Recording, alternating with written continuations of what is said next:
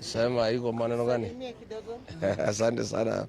Thank you very much. I want to announce the people of Kenya and more so my supporters that I'm just about to leave the country for the United States for some engagement with the Kenyans in the diaspora.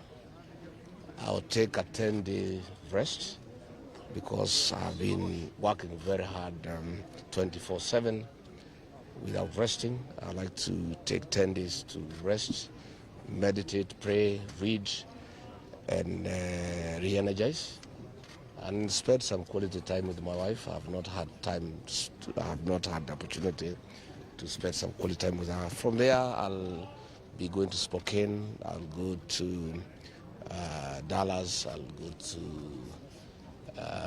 Kansas. I'll go to Oregon. I'll go to Boston and many other places to engage the people of Kenya. But as I leave the country, I've heard the president say that he'll take charge of dealing with goons. I'm very happy because the last time I was in the States when I came back, Kipchumba Murkomen had organized goons to rain terror on me and my supporters here in Nairobi. And now that the president has said that he'll take care of goons in person, I trust now it will be done because he's the president.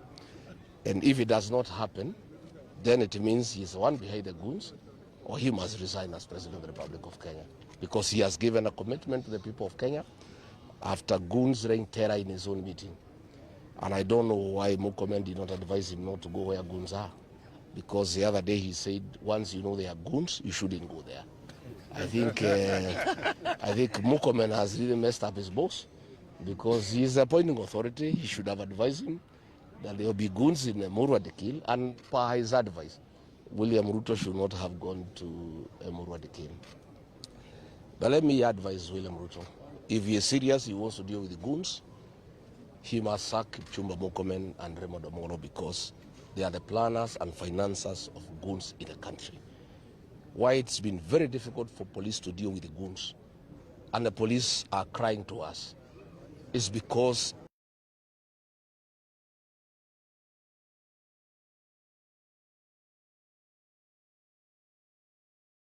operations confidential expenditure, and that is why it has been very difficult to deal with goons.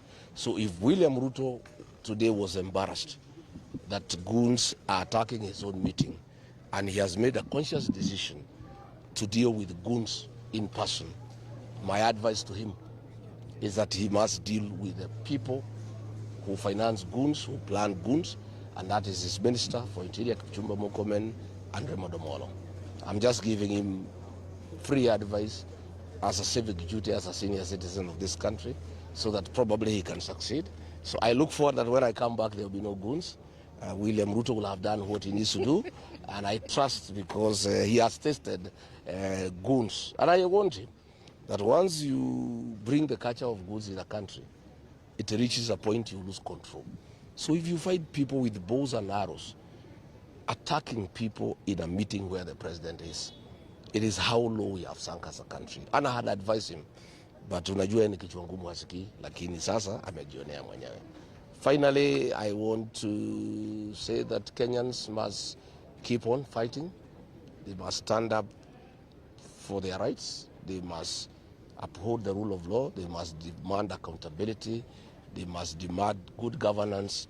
They must demand prudent use of public resources. I have asked my team in DCP to keep the fire burning.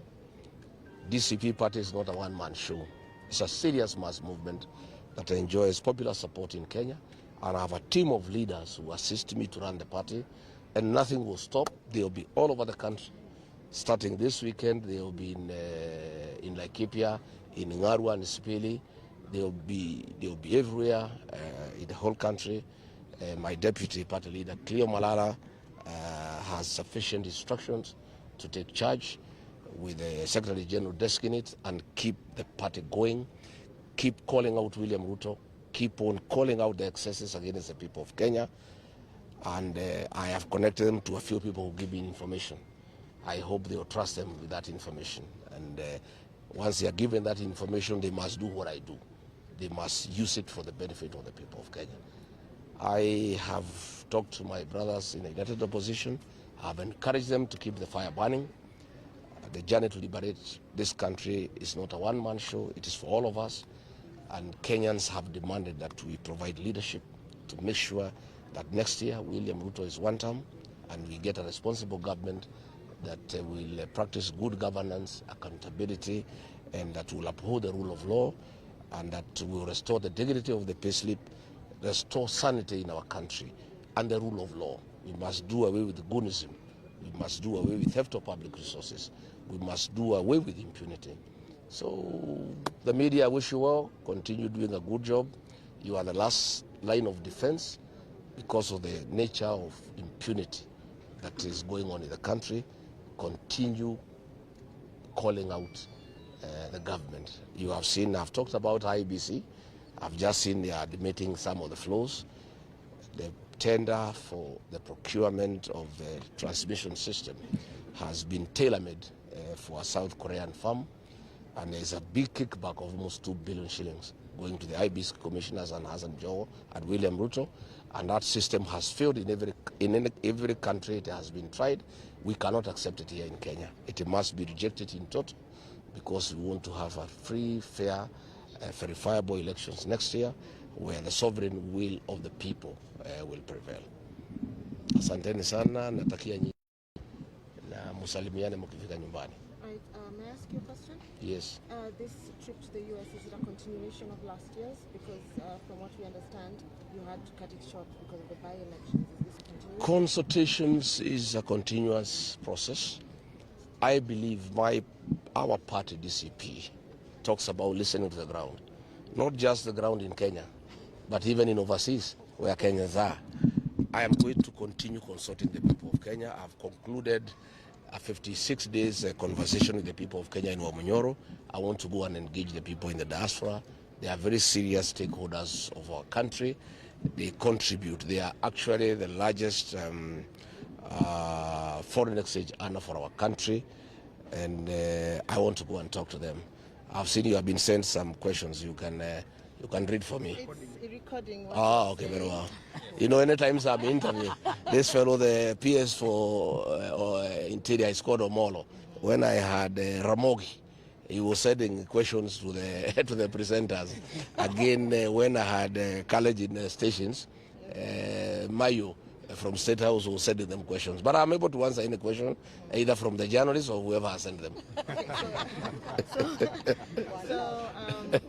You know, we had reached a point where we were almost expecting the opposition to give us a one person who is going No. Hold your horses, my dear. I've not finished. He's actually supposed to be the presidential candidate for 2027. Now that you're taking the trip to the US, is this something that will be put on hold until you come back? Let me tell you, my dear, and the people of Kenya, choosing a single presidential candidate is the easiest of all the challenges that we have ahead of us.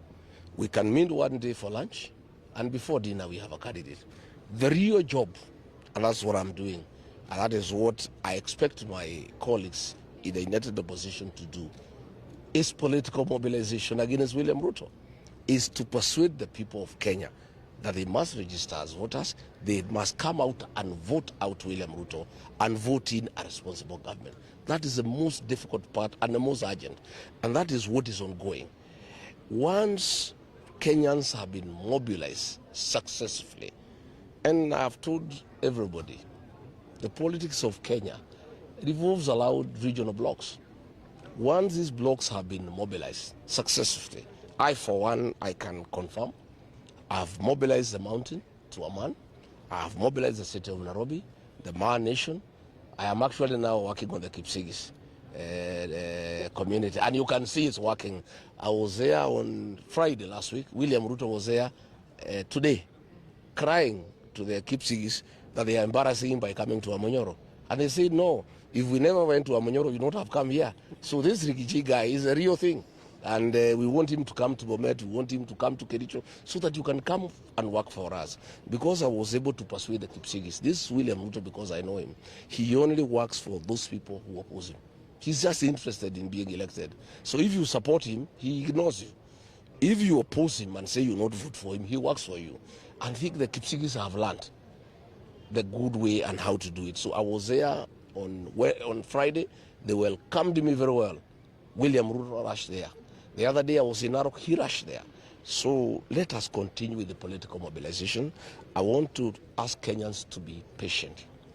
Mwai Kibaki, the third president of the Republic of Kenya, was chosen as the single presidential candidate for the opposition then on 14th of October 2002, when the elections were to be held on 27th of December the same year. 2 months, 13 days apart. We have a whole year, 11 months. What is the hurry? In my view, hii ni maneno ya March, April huko. Wengine wanasema leo, wengine wanasema kesho. Wale wanasema leo na uuliza wewe kura zako wanaleta kwa mesa ni ngapi? Unasema tuamue leo. What are you putting on the table? First go and mobilize, then ukuje useme tuamue leo. Because huwezi kuja kusema tuamue leo na hakuna kitu unaleta. So let everybody mobilize. And I'm very happy with what is happening in Western Kenya. Wamalwa, Sifuna, Malala, they are doing a good job. I am very happy with what is happening in Nyanza. I'm very happy. That is really the way to go. Once we complete political mobilization, after Christmas, we should be able now to agree when we sit down, work out on a formula, sit down and come up with a single presidential candidate. And I can tell you the commitment is total. From my end, I have said I am the most suitable. But in case my colleagues has my support and that of my support. Right.